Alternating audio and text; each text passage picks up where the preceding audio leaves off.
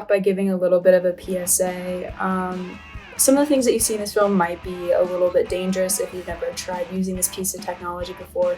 So kind of just, if you see something cool, maybe learn how to ride the board first and then you can try it. But just as a formality, just please be careful when trying to ride this, because I still get hurt and I still wipe out, and I've been, riding this for about a year now. So just be safe, but most importantly, have fun.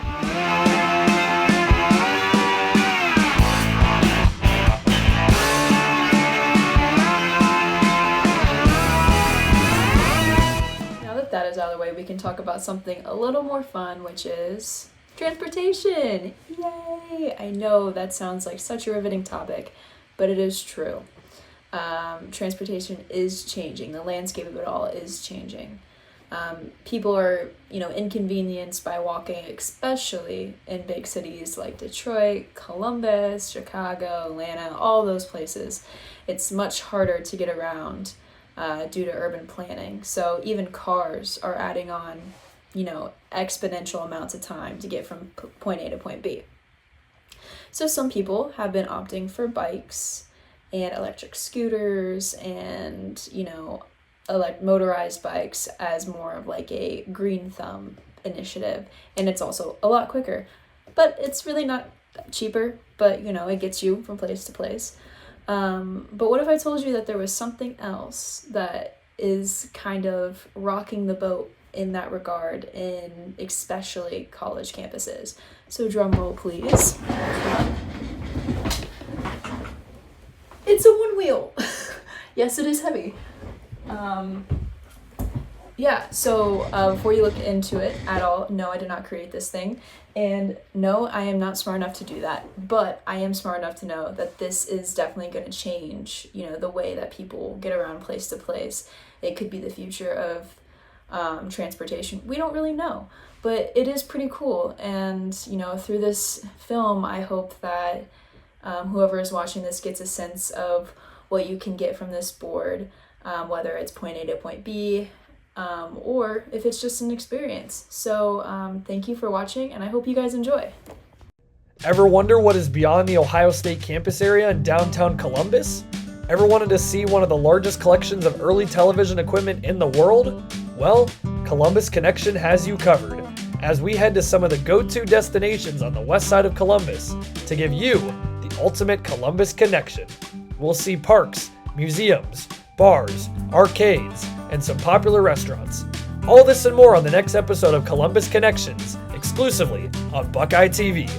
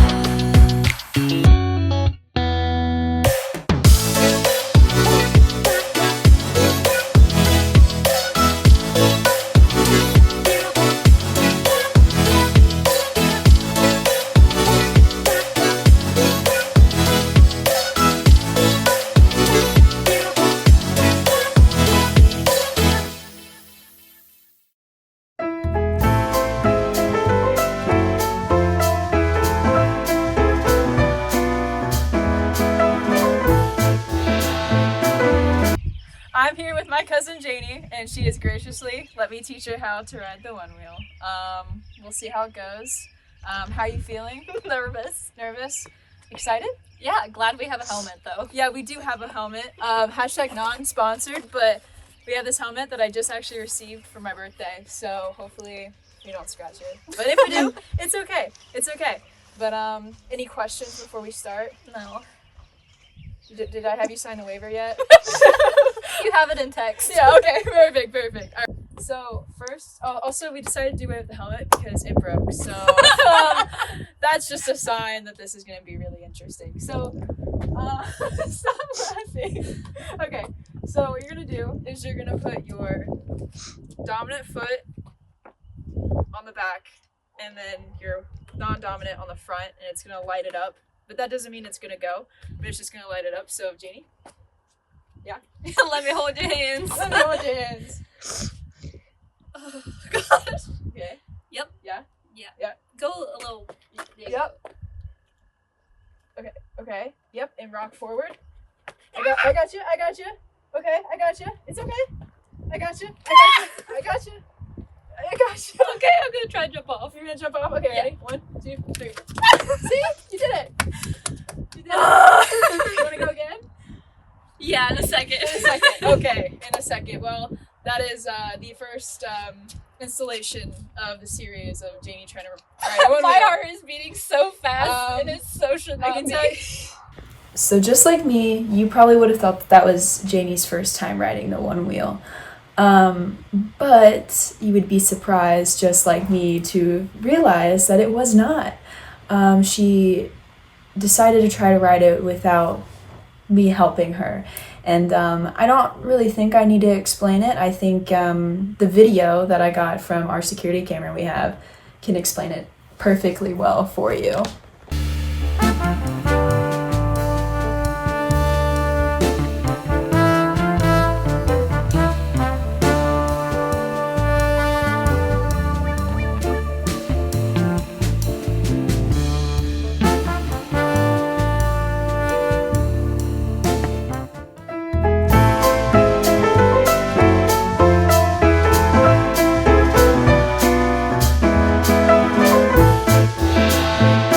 So I'm Josh Haley. I guess I can be considered an enthusiast in the world of one wheel.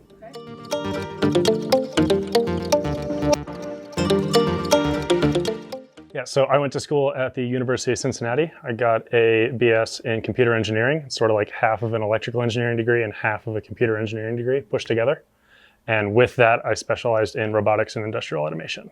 So the reason I went to UC is I can sort of split my education half and half between time in the classroom and time at work. So I had a couple rotations in the robotics industry. I learned a lot about how that world works and how you sort of solve a problem with robots instead of people. And that's very valuable information. So I took a lot of those skills with me once I graduated to an opportunity out in New England to work for a medical research company. And One Wheel sort of just took over that and everything else.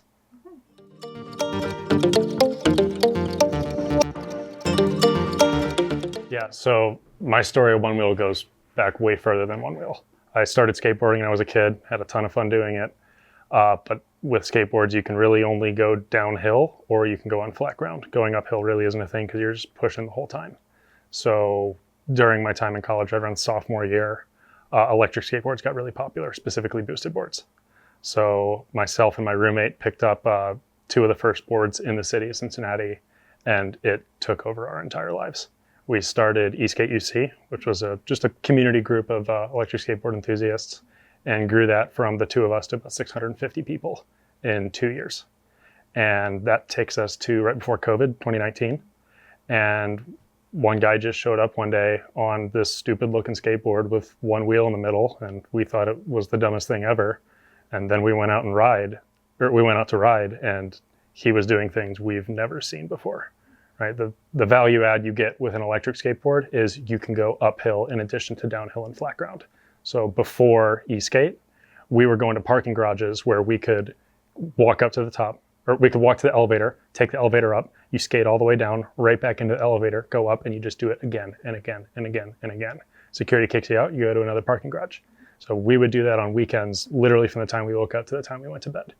And when we got electric skateboards, our world got massively larger because now we could go 7 to 8 miles on one battery, and we could do it uphill and downhill. One Wheel again doubled where we could go because now we could go on-road and off-road. Typical rule of thumb with this kind of thing is you're never making it over something more than a quarter the diameter of your wheel, and a skateboard wheel is about 70 millimeters in diameter. Our wheels are 11 inches in diameter, so we can do a lot more than what a skateboard can do, and because we have that one point of contact on the ground, we can turn a lot faster. So it's more similar to snowboarding than a traditional skateboard is, and with that you can go a lot further, you can do a lot more. And that's what we realized when we met one of our now very good friends, Cameron Ridge. So after he showed up that first ride, I mean, Henry, my roommate, and I, we were arguing over who got to borrow his board when he got the second one. And this is a plus. This is 2019, so I had like 30 minutes of battery life. So we'd, send it back and forth to each other on the weekends, and then we'd started taking it to class. And it's way more convenient than a skateboard, because as soon as you get off it, you pick it up, you take it in with you. It's not this big, long, cumbersome thing. It's not a bike you have to lock up outside. It's not a car you have to find a parking space for. It fits right underneath your chair. So for a college campus, this is a game changer. So we started, like I said, we were fighting over this board every single day. So eventually we got our own, and it was game over from that point onwards.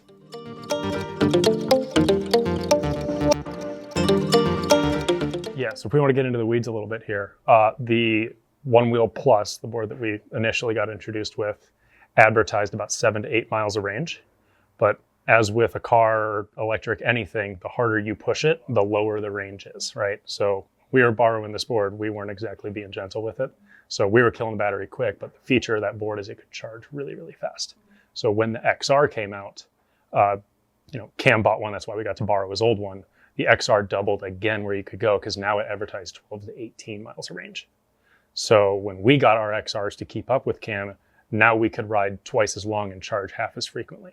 We got to spend more time on the board and less time waiting on the charger. So where we're at now today is, we're starting to build our own batteries that aren't just, double or triple, but orders of magnitude more powerful than what was in that initial board.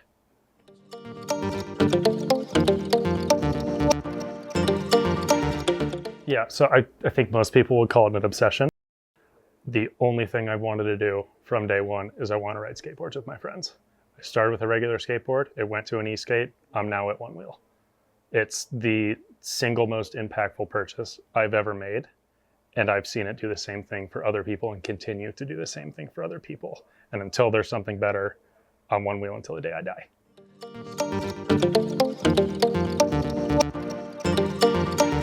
So One Wheel was awesome when we pulled it out of the box.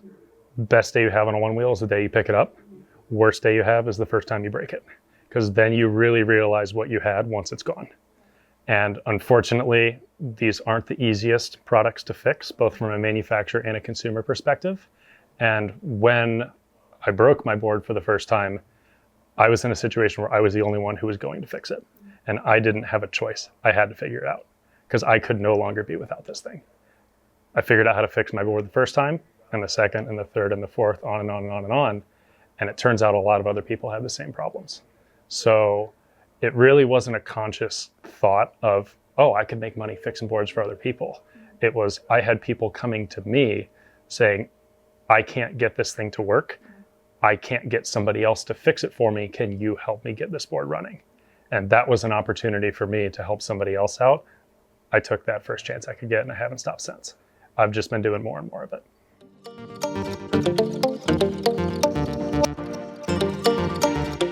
Yeah, so an important thing to note within the world of One Wheel is it is very young, right? We are very much in the early adopter phase, where skateboarding was in the mid 80s.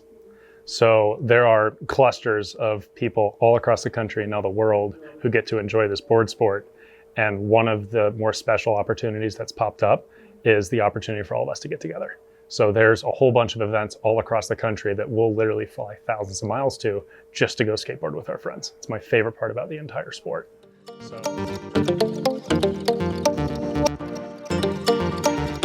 don't know the exact number. There's roughly between 300,000 and 400,000 boards in circulation right now, made by a single company out in California.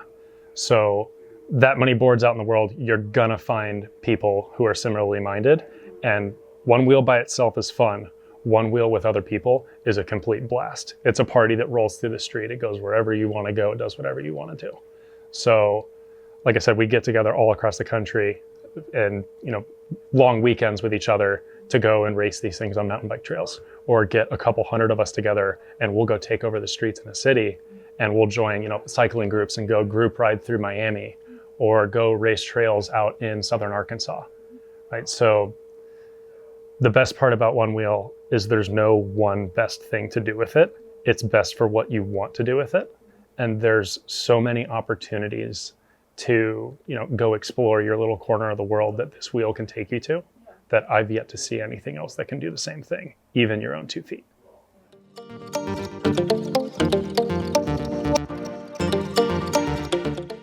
I have an educational background that's adjacent to what I do.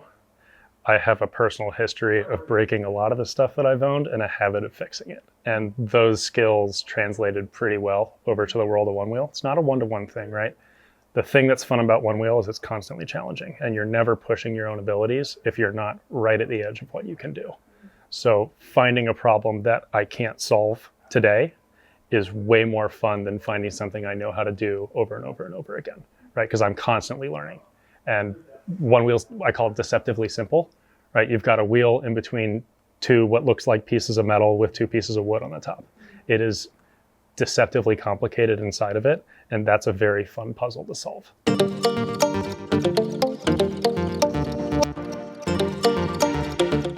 It looks really complicated. Every one wheel is made of 4 parts. You have a battery, you have a controller, you have a motor frame. And the thing that's special about one wheel is there's one of each. You can make any other vehicle with those 4 components that runs on electricity. A bike's just 2 wheels, same as a scooter. The frame's a little bit different shape, but it runs on the same battery and the same controller. If you can figure out how all those individual parts work and how to put them together in a one wheel, you can make anything else. It's just going to take a little bit longer.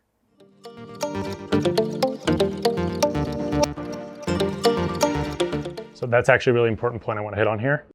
This sport is no more dangerous than any other. What makes it dangerous is acting irresponsibly, right? I can take a mountain bike out on the same exact trails, hit the same speeds, do the same jumps, do the same features, and I can come out the same way I do on a one wheel. But if I don't respect the limits of a bicycle or don't respect the limits of a dirt bike or anything else, I'm going to get injured in the same way you would on a one wheel.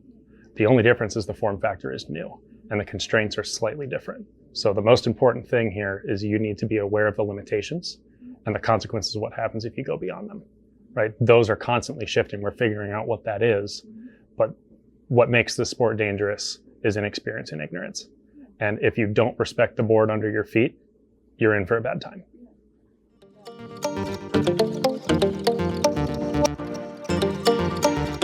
The Dunning-Kruger curve is a very real thing, right? So I forget the specific name that we've called it for years, but we have what we call the one-wheel learning curve. And when you get on this board for the first couple days, you are going to feel like God, right? You can just think and go. If you take any other skateboard out, you've got a remote you have to manage. Your hands are free here. This is an entirely new experience as far as board sports are concerned. And the limits have yet to be discovered, so you think that they're infinite right up until they're not.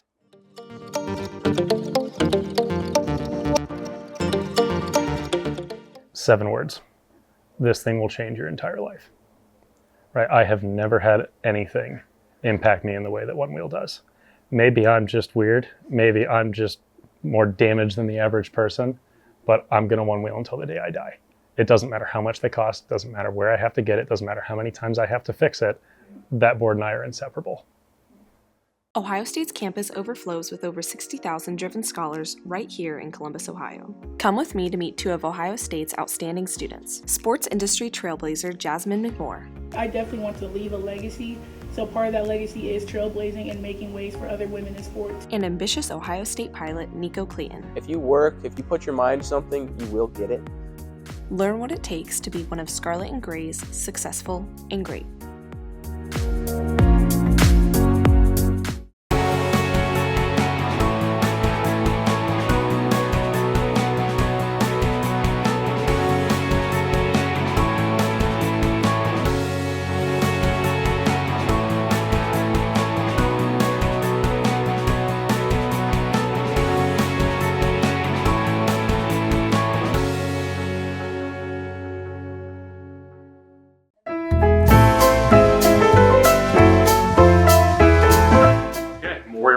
I am a one-wheel enthusiast. I'm also owner of Flight Fins, which we are here now. And yeah, standing amongst the fins.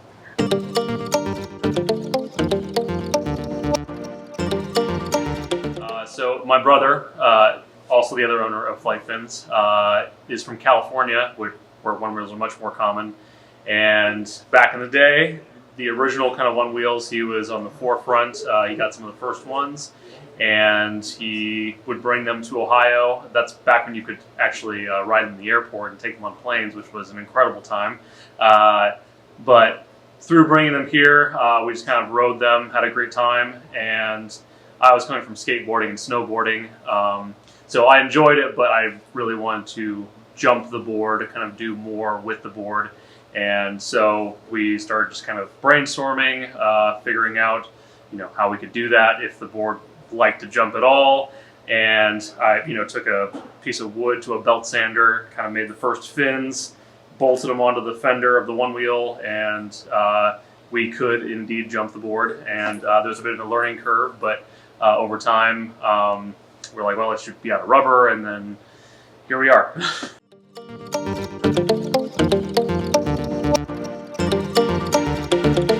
Would have to say Tahoe for sure, and we're actually going this year again. It's just the perfect combination of kind of sandy texture, so you can fall, it doesn't hurt. It's just really fun to carve. In general, the locale is just beautiful, just trees and waterfront, and just incredible. So Tahoe is definitely number one.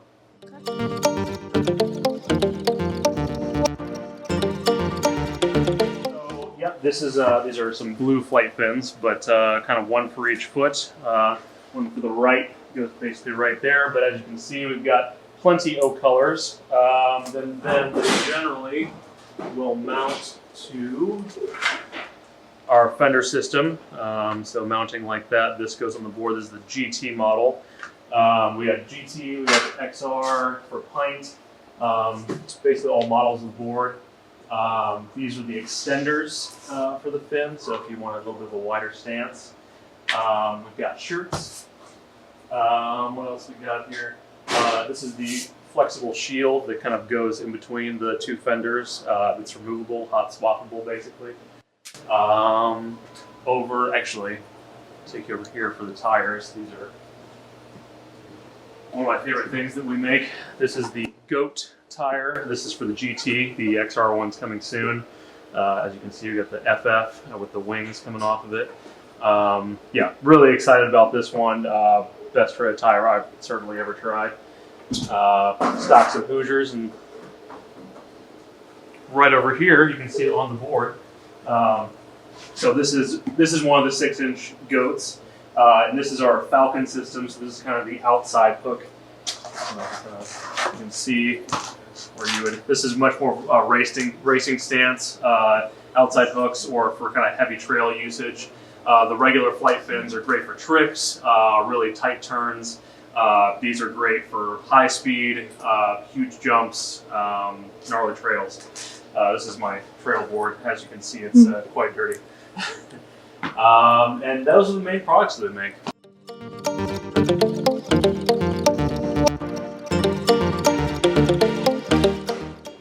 So yeah, we've got a couple of 3D printers over here. A few.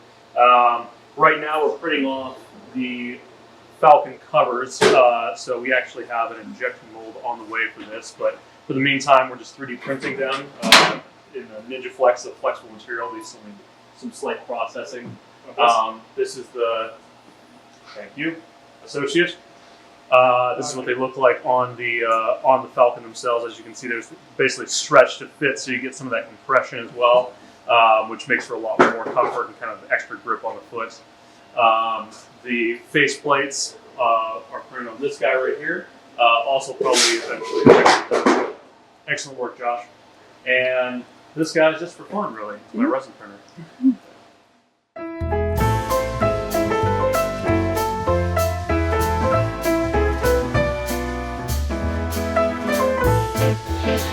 Let's circle back. What are some key takeaways that I myself found and that I hope that you guys did too from this? The first one being, one wheel is not just a board. It is not just one wheel in the middle of metal and wood. It's truly a lifestyle, and that is something that I realized through filming this. In the beginning I mentioned how it was just a means to get from point A to point B, but I couldn't have been more wrong. It's truly about the people you meet along the way and the experiences that you gain with this board, whether it's a fall, whether it's, a ride with friends, or even just a way to get to class. It's still an experience. It truly gives you the ability to be free and to ride with your friends And it's truly something the transportation landscape hasn't seen before. So, I mean, this product isn't exclusive to just innovators. It's there for newbie riders. It's there for people who just need to get to point A to point B, who maybe don't have time to go on rides, but you still get a little bit of that experience. So what I say is just take the leap of faith. You may land, and if you don't, you'll get back up. So let's ride.